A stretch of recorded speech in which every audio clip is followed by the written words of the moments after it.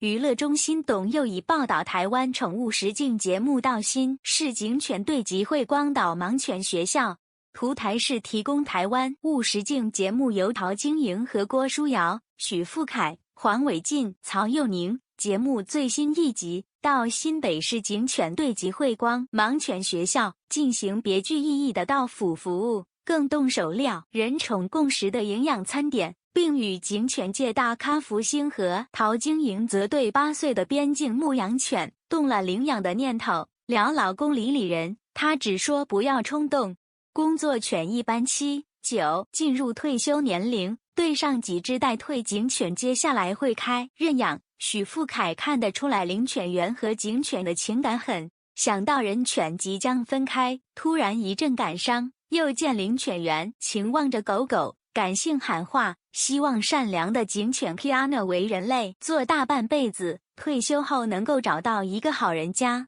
对上只待退警犬接下来会开放认养，许富凯想到人即将分开，突然一阵感伤。图台是提供许富凯和韦静被眼前景象感动，眼泪夺眶而出，气氛一下变得感伤。领犬员见状赶紧补充，不会分开太久，们都会找北部的家庭，半年会去探访一次。两人了放心不少，立刻破涕为笑。许富凯边笑边擦泪，笑表示白哭了我。哈喽。毛小孩节目中同时也到光导盲犬学校帮忙清洗导盲犬舍及导盲犬清。郭书瑶和黄伟晋分别戴上眼罩，以视障者角度